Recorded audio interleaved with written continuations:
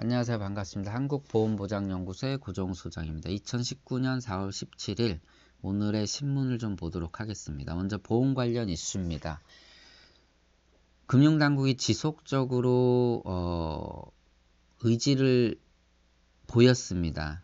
어떤 의지를 보였냐면은 보험시장에 대한 소비자들의 인식을 개선해서 시장이 악화되는 것을 막겠다. 그래서 꼽은 것이 뭐 다 아시다시피 보험료 낮추고 해약환급금 높이고 그리고 수수료 체계 바꾸겠다라는 내용입니다. 간단하게 정리를 좀 해보면요. 그 표준해약공제금에 대한 산정 방식을 바꿔서 결국은 해약환급금을 높이겠다. 그리고 보험료 인하를 추진하겠다는 내용입니다. 기억하실지 모르겠지만 과거에 해지공제금 산정 방식이 10년에서 7년으로 줄었던 기억이 나고요. 그리고 저축성 보험 같은 경우는 과거에 이제 그 보장 기간에 맞춰 사업비를 떼는 것들을 납입 기간에 맞춰 사업비를 떼는 것으로 바뀌면서 그 당시에 뭐 납기가 짧은 저축성 보험의 수당이 엄청나게 줄었던 그런 사건들이 있었죠. 아마 기억하실 겁니다.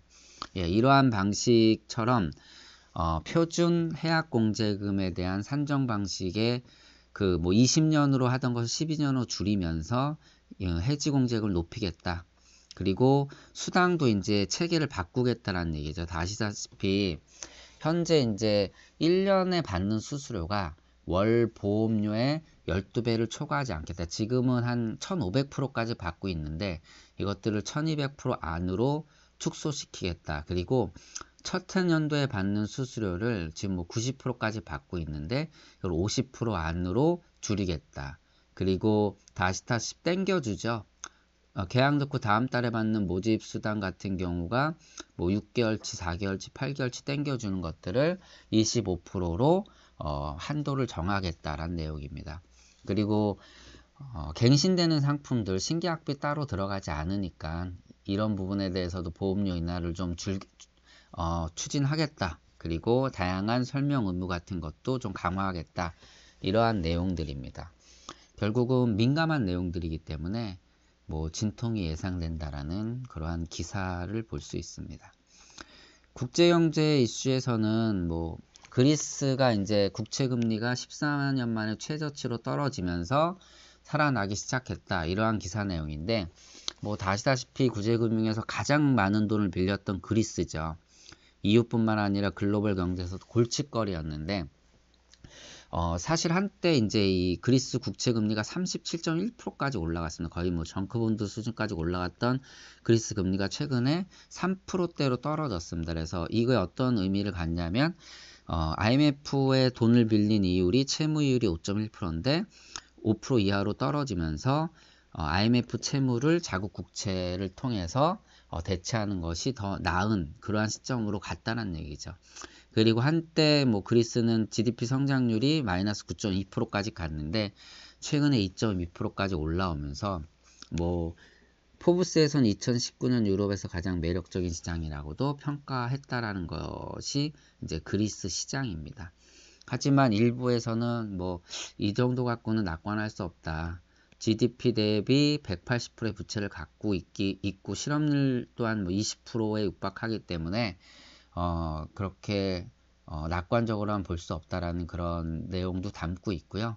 그리스가 뭐 이렇게 이제 구조조정했던 부분, 다시 살아날 수 있는 부분의 그 방법에 대해서는 역시나 이제 뭐 연금 삭감하고 공공부문이나 이런 데 들어가는 돈들을 어마어마하게 이제 그 줄이고 삭감했다. 그것이 이제 가장 큰 원인으로 작용했다는 내용입니다. 그 재테크 관련 기사를 좀 보도록 하겠습니다. 자, 이 신한은행에서 보통사랑 금융보고서를 내놨는데 역시나 빚이 늘었고요. 그리고 핵심은 소득은 늘었는데 소비는 되게 줄었다. 이러한 내용들의 보고서를 볼 수 있습니다. 특히 사회초년생에 대한 부채가 최근에 늘어난 거에 대해서 매우 좀 걱정을 할 수밖에 없는 그러한 기사 내용입니다. 자, 서울 직장인은 월 358만원 벌고 매달 246만원 소비한다라고 나와 있는데 소득은 3.3%가 늘었고 예를 들어서 소비는 2.7% 감소했다.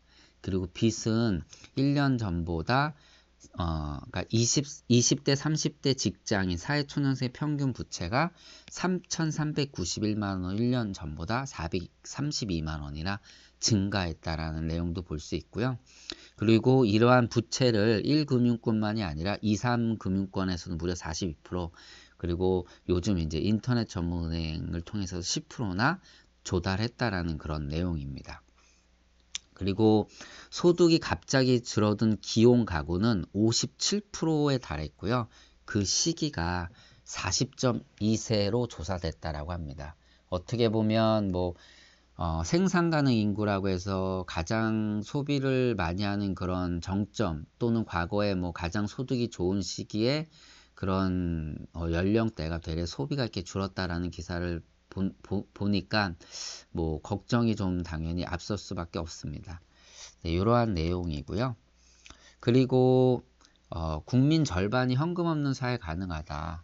저도 사실상 뭐 한 주를 돌아보면, 이번 달을 돌아보면 제가 현금을 쓴 적은 극히 제한적입니다.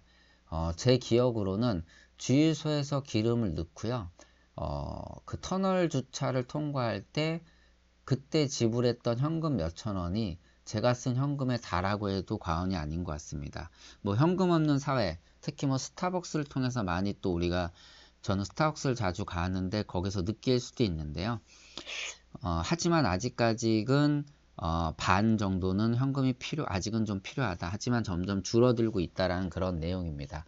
뭐 현금 없는 사회는 실제 이제 선진국에서도 거의 굉장히 급속도로 커지고 있는 그러한 생활 소비 패턴이죠.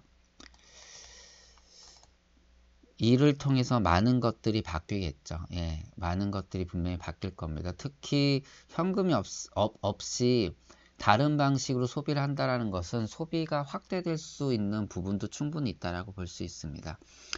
그리고 자본시장법 시행령에서 이제 로봇이 직접 돈을 굴리는 것이 통과가 됐습니다.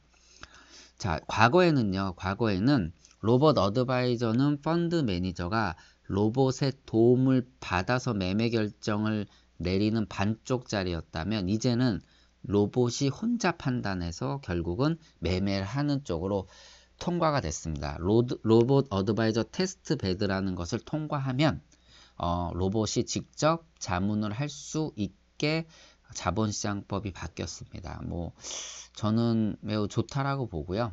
이러한 로봇 어드바이저를 통한 펀드 운용이나 자산 운용이 저는 매우 효과적일 것이라고 개인적으로 생각을 합니다.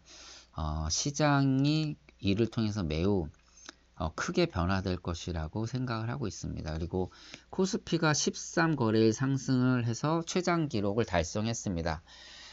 1980년 1월 4일 100포인트로 코스피가 시작을 하고요. 13거래일 연속 상승한 적은 1984년 1월 19일이었습니다. 그리고 35년 만에 이와 동일한 기록이 나왔다는 내용이고요. 지난 기사에서도 계속 말씀드렸듯이 외국인이 지속적으로 순매수를 이어갔다라는 내용입니다. 그래서 2조 4천억까지 기록을 했다라는 내용입니다. 네, 오늘 기사는 여기까지 보고요. 오늘도 어제보다 행복한 하루 되시길 바랍니다. 한국보험보장연구소의 고정욱 소장이었습니다. 고맙습니다.